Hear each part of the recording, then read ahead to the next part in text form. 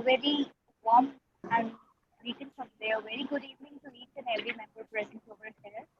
Honorable Justice A.K. Sikri sir, respected Dr. D.N.S. Kumar sir, Kanupriya ma'am, Arushi ma'am, Jayan sir, other Premchand sir, and other distinguished authorities who are attending this webinar. I'm Rishika, and I have been handling this competition with the authority of the co-convener to NOMCC 2020.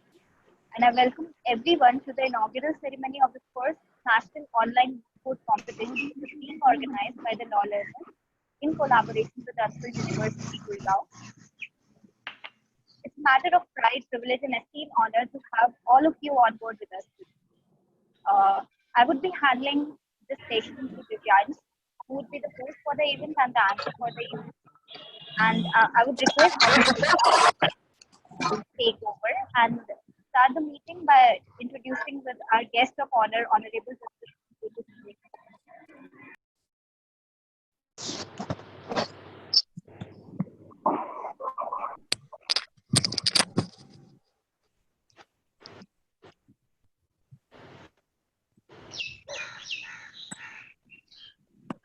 You have asked me to speak? Yeah, good afternoon, sir. Good evening, sir. Because I couldn't hear her properly. Yeah, I think there was a little problem in the sound device. Yeah. I'll just check with VC, sir. I think he's on the line. Hello? Yes, sir.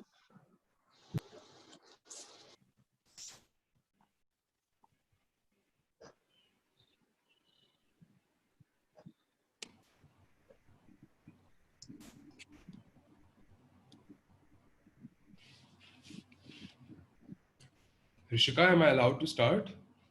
Yes. Thank you so much, sir. Saira Omari once said that if you ever feel like you're just one person trying to change something, there are millions of people out there who feel the same way as you, who want to make a difference. Good evening, ladies and gentlemen. I'm Divyansh Mahajan, the student convener of the Moot Court Committee at School of Law, Ansal University, extend a very warm welcome to all of you to the first online national Moot Court competition by the law learners in association with Ansal University. Justice A.K. Sikri is an eminent jurist and a former judge of the Supreme Court of India and was sworn in as a Supreme Court judge on 12th of April 2013. Earlier, Justice Sikri had served as the Chief Justice of Punjab and Haryana High Court and retired as Senior Most Judge of the Supreme Court of India on the 6th of March 2019. Presently, he is an international judge at the Singapore International Commercial Court, Singapore Supreme Court, where he was sworn into the post on the 2nd of August 2019 by the President of Singapore. He is also the chairperson of the News Broadcasting Standards Authority. I would request Justice Sikri to address this august gathering. Please, sir. Thank you, Divyansh. And good afternoon to everybody, or I'll say good evening. I do not know how many teams have come to participate in this Moot Court competition, but let me congratulate the university in organizing this competition online and I mean, which shows that their spirits are not diminished because of pandemic and lockdown due to that. It is happening nowadays that this may be a positive side of it, of this pandemic due to COVID-19 situation, that we are adopting technology in a big way. Today, the courts are functioning on video conferencing, so they are virtual hearings. We are doing arbitrations by virtual hearings, and I see many webinars which are taking place almost in all sphere, but more so since I'm associated more with law and legal system and the judiciary. So I find many law schools, many advocates, many bar associations etc., are organizing so many seminars. But it is really heartening to note that you are the first one to start, at least as far as moot courts are concerned. And it would be a really a big challenge, not only for the judges who would be judging different rounds of the moot courts, but for the uh, participants also. I don't know how much difference it is going to make when there is a physical, environment where the in the presence of the judges, the students are participating in moot court, and when they see the performance of those students and they judge, and when the judging would take place now today in this moot court competition. But at the same time, um, as I always say, that yes, things have to move on. We can't just stop because we are put in a lockdown situation. And that is why I really admire that you people have taken um, this step, and very exemplary step, I should say, in organizing the moot court also through video conference. And I am quite confident that it would go the same way without affecting the system of judging, etc. And the judges who would be judging these would be in a position to judge these moot court competition also in the same manner. So uh, I don't have the copy of the moot court problem as far as this particular moot court is concerned, but I was told I think it is on constitutional law. Some pardon?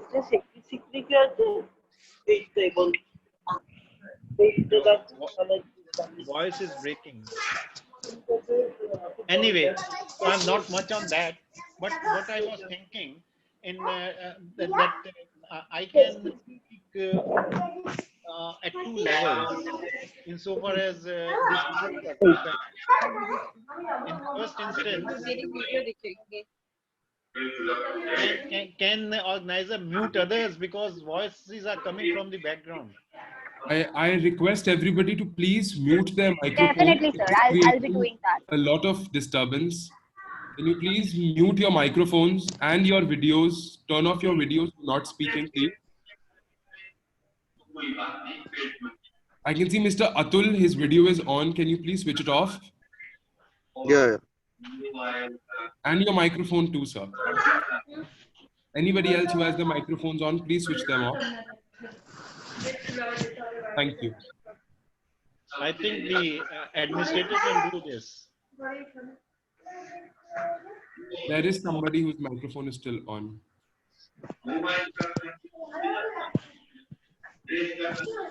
There's some voices of some kids, children, etc., which are Correct, coming from correct. the background. Rishika, just remove them if they're not approachable. Sorry, ma'am, you were saying something. I've muted all the participants and I've unmuted sir, so we can just proceed. Okay. So what I was saying that this is the occasion where, since participants are naturally today all students, many of you would be joining the legal profession on litigating side. Many of you would be joining corporate side. Many of you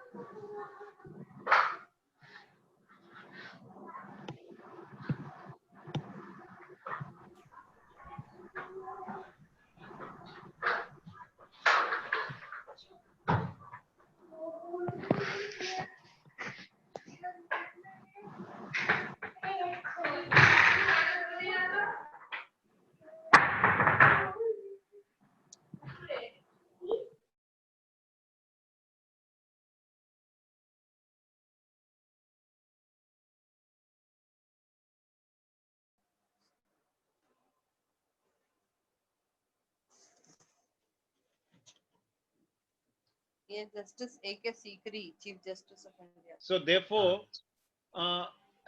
in our days, we did not see much of this mooting. Of course, there used to be debating competitions, etc. But it was, as I said, mooting as a matter of choice once a while, once in a blue moon, such a competition would uh, and it was not a routine. What happens if I go back again insofar as reforms in legal education are concerned, and which started sometime in the middle of 80s, and Professor Madhva Menon, I think all of you would be knowing, who was given this task. And in his report, when he came out with this 5 years law course, National Law Schools concept also, and the first National Law School at Bangalore was opened, of which he became the Vice Chancellor. At that time, he had said that, look, moot court competitions are really very, very necessary for honing the skills of budding lawyers who are today's students.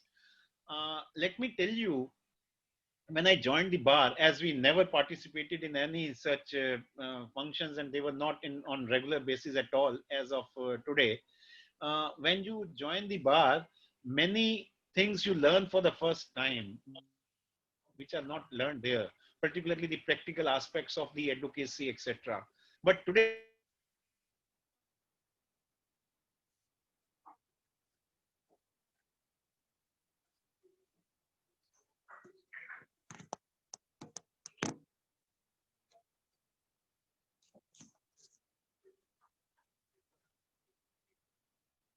join the bar, you learn the practical aspects of the advocacy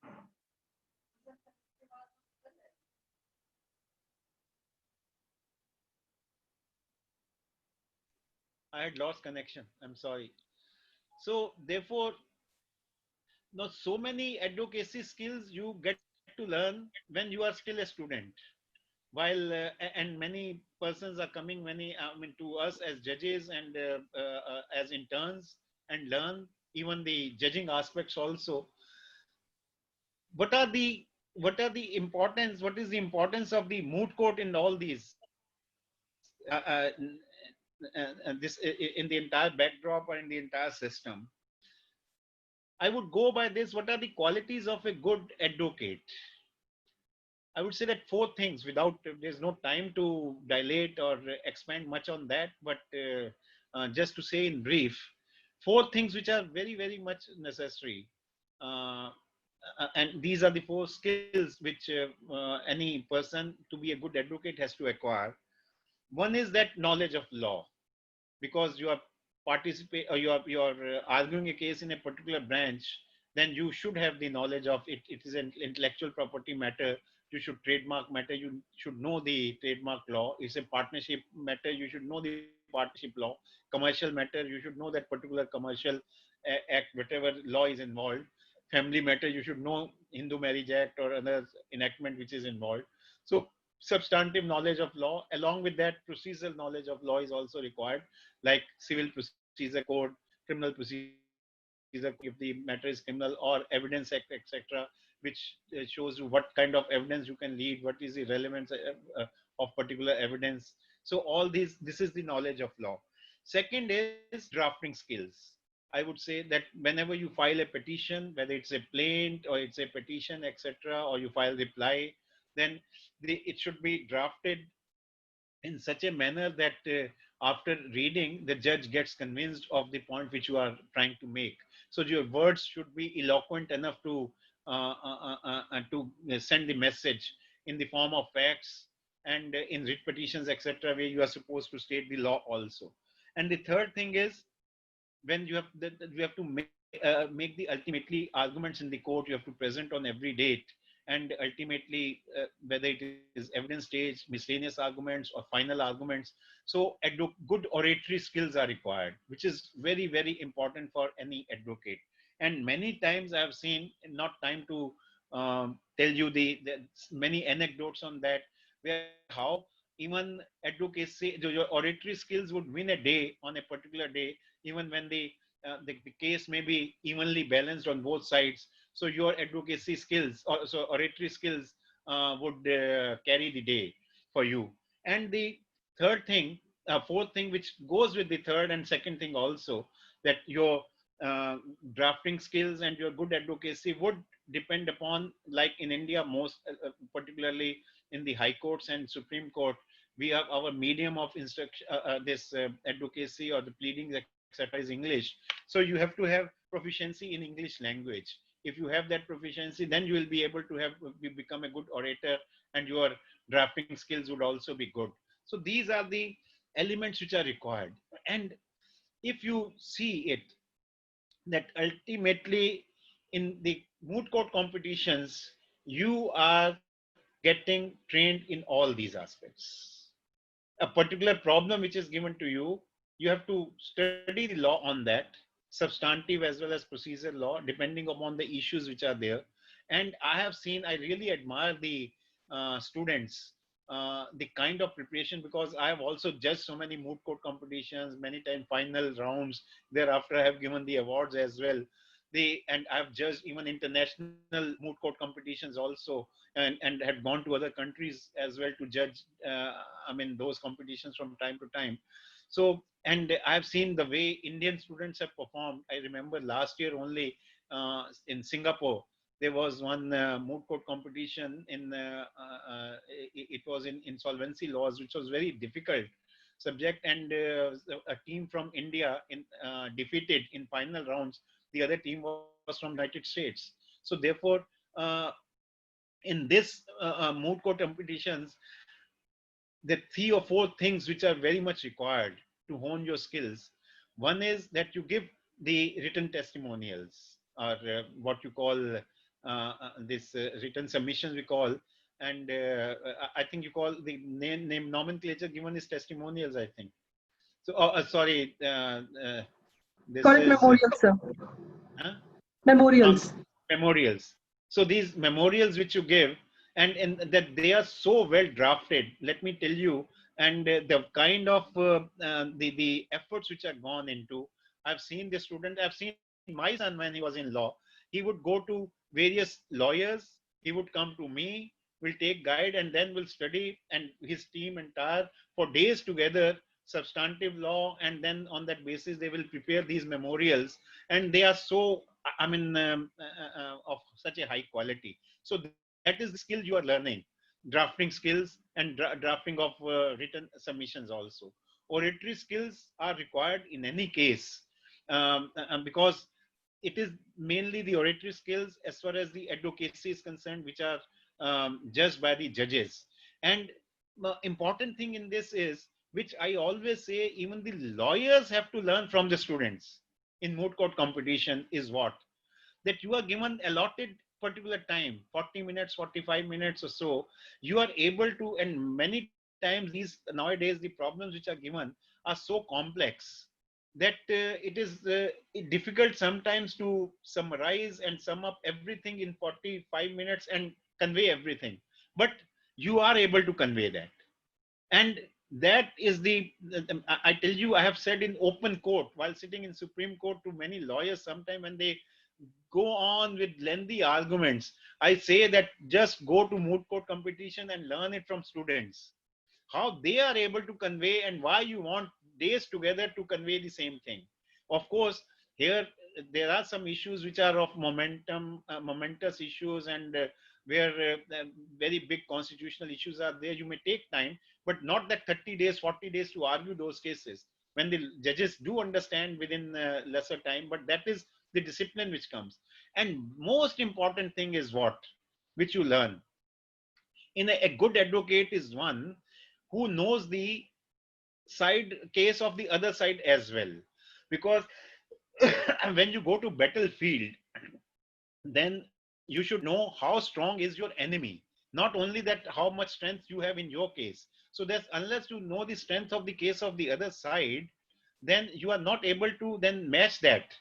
If you don't know that, many times I've seen the advocates practicing in the court, they come out with their own case only.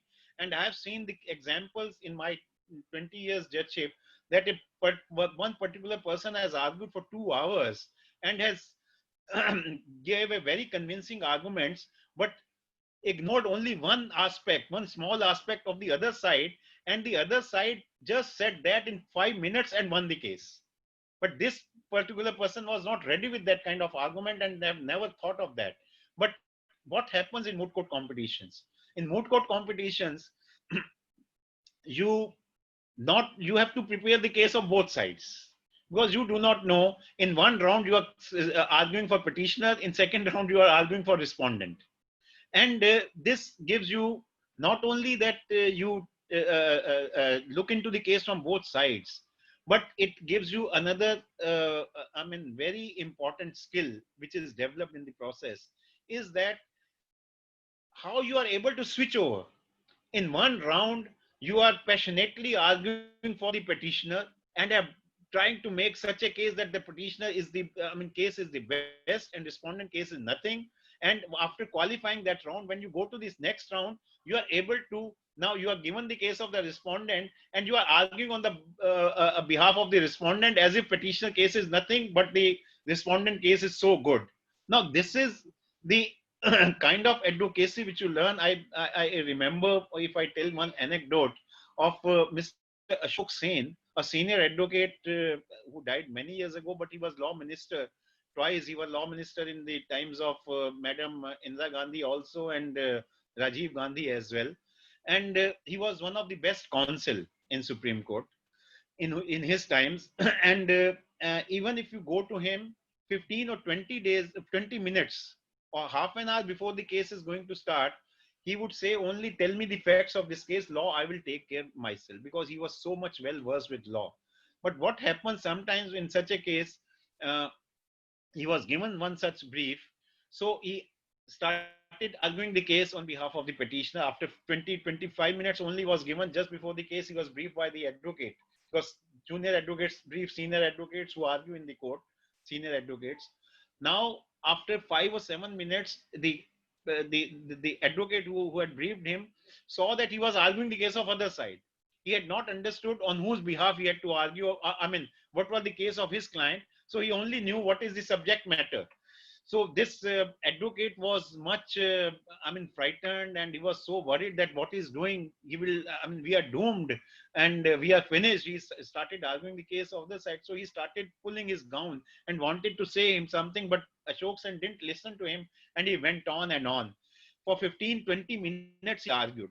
And at that time, the two judges in the Supreme Court who were hearing the case, they started, on some point, they started discussing with themselves. So that is the breather which the junior advocate got. And he stood up and he said, sir, what are you doing? You have argued the case of other side, and so vehemently, and but we are appearing on the other side. He said, oh, is it so? I'm so sorry. And now after 2 minutes, when the judges, after whatever they were discussing among themselves, when they asked the, yes, Mr. Ashok Sen, proceed. Now what Mr. Ashok Sen says, and that was his beauty, and that was his skill. He says, look, my lord, whatever up to now I have argued is the best case of the other side. I wanted to first project the case of the other side.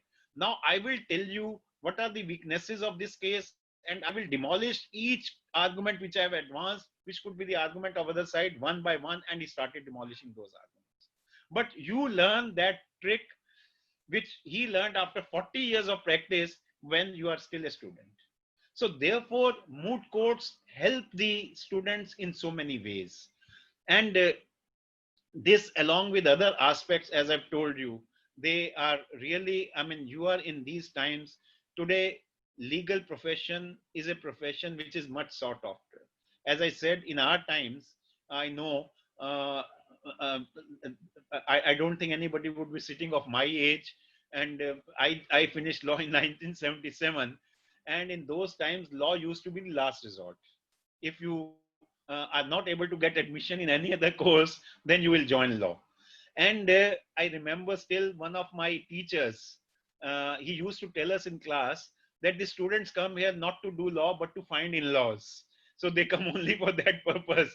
And in a lighter vein, I didn't prove him wrong. So I also found my in-laws. My a friend who was in my class, she became my wife, and she's still my wife. So, but I did law as well.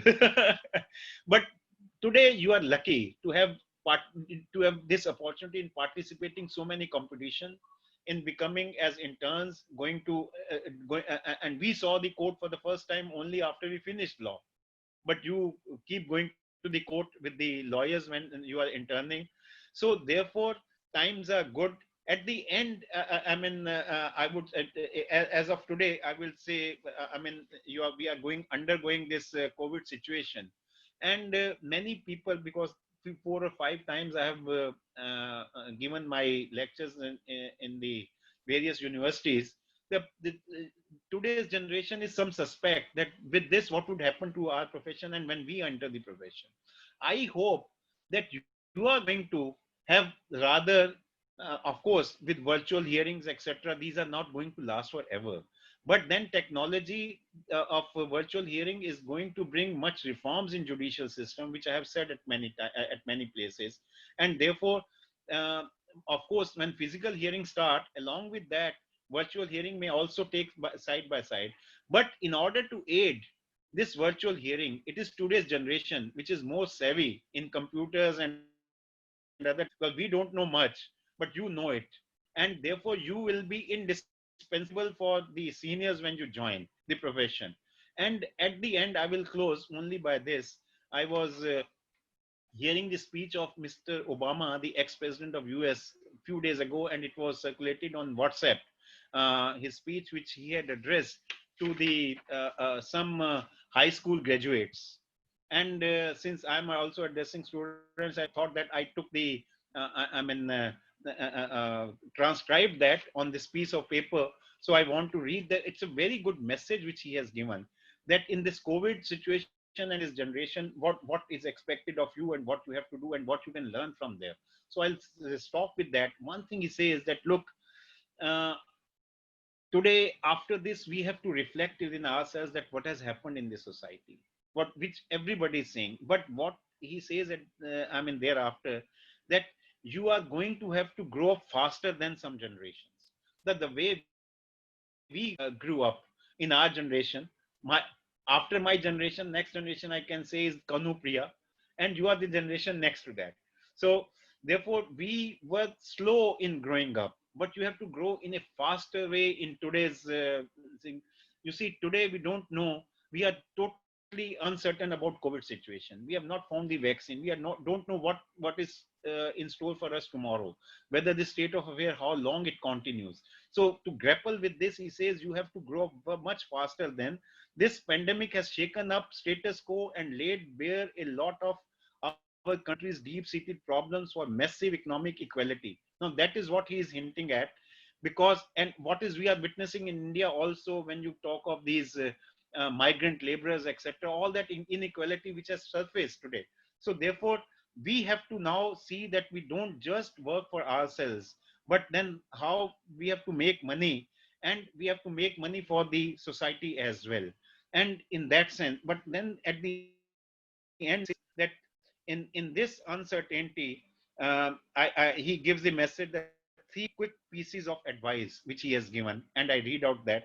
First, he says, don't be afraid that from these situations or for future, what is in your even in profession and what you are going to do about it, don't be afraid of this, because we have gone through tough times. Humankind have gone.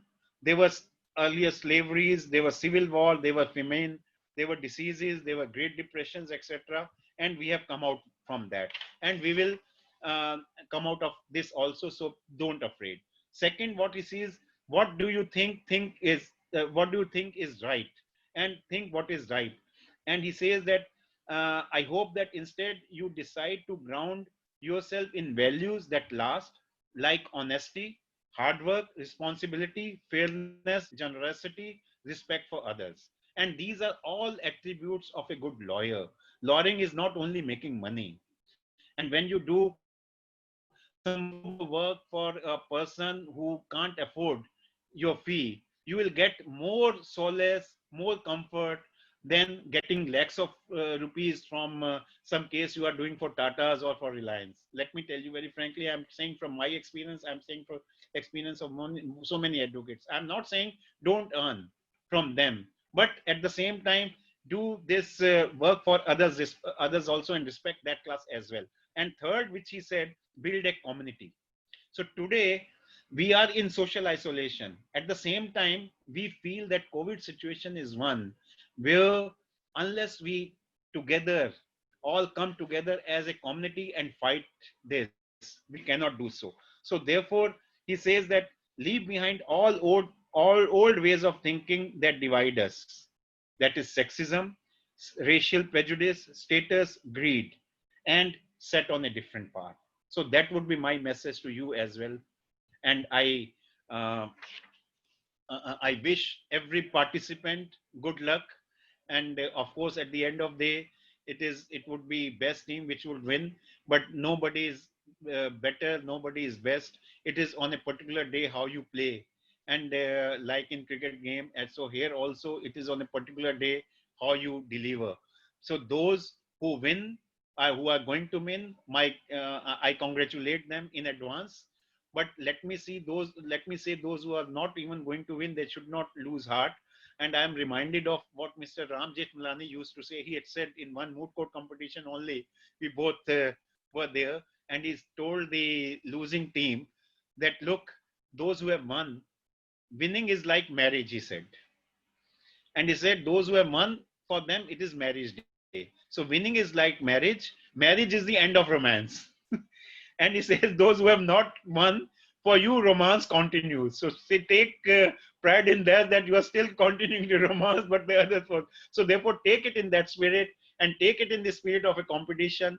Take in the spirit that you will learn something, you will hone your skills, and all the best.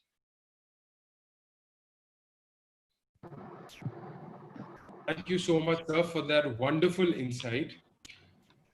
Dr. D.N.S. Kumar is a doctorate and an erudite scholar with an experience of 29 years of rendering his expertise to students. Sir has worked as a professor of finance and catered to young talent by mentoring and teaching them various subjects, including strategic cost management, corporate finance, risk management, and valuation of companies. He is a master analyst in financial forensics and has pursued his specialization in valuation of companies, bankruptcy and liquidation, and reorganization. I request Dr. D.N.S. Kumar, Vice Chancellor, Ansal University, to kindly address us all. Please, sir. Well, good evening to everybody. At the very outset, on behalf of University, I extend a warm welcome to Honorable Justice Retired A.K. Sikri. It was nice listening to him, and he has built a very beautiful perspective of what the law profession today is. If we recall, 25 to 30 years back, what was the law education? It was purely information and knowledge oriented. And today, only information and knowledge is not sufficient. And this kind of initiatives which you have taken, that too online, are going to build not only the skill, but they are going to form the attitude. Attitude which is very much required in law courts or in court halls. Whatever amount of knowledge you have and whatever the way you have drafted the writ petition or the appeal, unless and until you have a good attitude wherein you are going to be different from your opponent and you make your point, you will not be able to win it. So therefore, today, with this kind of moot court, not only you get information, knowledge, skill, but it gives an opportunity to build your attitude. And that attitude automatically establishes the competency among the lawyers. Those were the days wherein that generation lawyers and the public used to talk. Law is the profession wherein only the money and the muscle works. Okay, that was at a civil court, at a district court, and all that. But today, if you look into the scenario of the legal profession, which is well sought, nowhere that kind of atmosphere is prevailing today. You should be very good in writing the petitions. You should also be compassionate in listening to others, I mean your clients, as well as your opponents, and you should build your case. And this kind of experiential learning, wherein the law learners and Ansal University have brought an opportunity for all the participants, is really, the noteworthy one. Now, having said that, at the same time, I know a couple of high courts in a couple of states when this kind of opportunity was not there to the lawyers or to the students. The judges were made to start law academy because the judges were not able to understand what is that petition, writ petition or writ appeal which has been written by the lawyer. Because they had not got any opportunity that today you are getting the opportunity of arguing, articulating, substantiating, defending, and also trying to win the case. Whether you win, law is such a profession, whether you win or lose, you are going to earn your professional charges. So that way, I would say it is a win-win situation for every case that you argue. Now, if I see, some of the defenses, arguments which happens in high courts and Supreme Courts, I always tell wherever I address, this is one profession where the judges have to be given every month one PhD. Because the judgment which they write after listening to both the parties, sometimes the judgments are not 1 page or 100 page. Sometimes the judgments goes hundreds and hundreds of pages. And they see to it that no other court's judgment has been set aside. It has been taken in well spirit. And they interpret the law also in the perspective of the economy and also the society. So that way, dear participants, you have a wonderful opportunity which has been created by law learners and Ansal University, well supported by ICFAI University, Chamber of Advocates, J.N. Bhatt, and international law firm A&B Legal. I wish you all the best to make good use of this. And Honorable Justice has built a fantastic perspective how the law profession is. Please take advice what he has given to you and build your profession. Thank you so much. I profusely thank once again Honorable Justice A.K. Sikri for giving a wonderful perspective to the participants. Thank you so much. Thank you. Thank you, sir. Thank you so much for that wonderful insight. I would now request Professor Arushi Mehta, Faculty Convener of the Moot Court Committee, School of Law, Ansal University, to extend the vote of thanks. Thank you so much, Divyansh. Respected dignitaries, colleagues, and students, I, Arushi Mehta, Faculty Convener of the Moot Court Committee of Ansal University, would like to take this opportunity to convey my deep gratitude and a hearty thanks to Honorable Chief Guest, Honorable Justice A.K. Sikri sir, and our guest of honor, Honorable D.N.S. Kumar sir, our Vice Chancellor of Ansal University, for being the guiding light and beacon of hope for the students, and in conducting this event in such tiring circumstances, and for giving them immense support throughout and motivation throughout. I also want to give my heartfelt gratitude to our Dean, Professor Dr. Kanupriya, for adding a new feather to our Moot Court Committee and always being open to new ideas like this one. I would also like to thank my co-convener of the Moot Court Committee, Professor Vidushi, and the other committee members of my School of Law, Ansal University, the student committee members of the Moot Court Committee, and also the law learners who have been working tirelessly to making this event a great success. And last of all, I would also like to thank all the participants who have displayed great spirit of zeal to participate in this event, defying all odds. Thank you, all of you, for joining for this inaugural session. Stay home, stay safe. Thank you. Thank you, Professor Arushi. Thank you to the chief guest, our guest of honor, our Honorable Dean, and other participants for joining us. I hand it over to Rishika for the logistical support.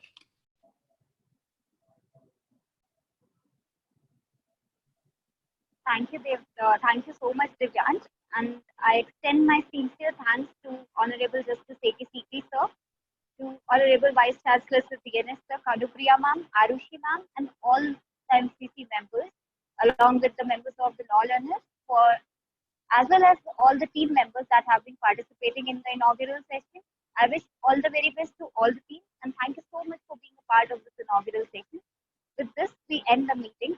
I hope everyone over here had a good time, and thank you so much, sir. Thank you so much, our guest of honor, Justice A.K. Sikri, sir, as well as D.N.S, sir, for extending their support, to Ansal University for extending their tireless support throughout. Thank you so much.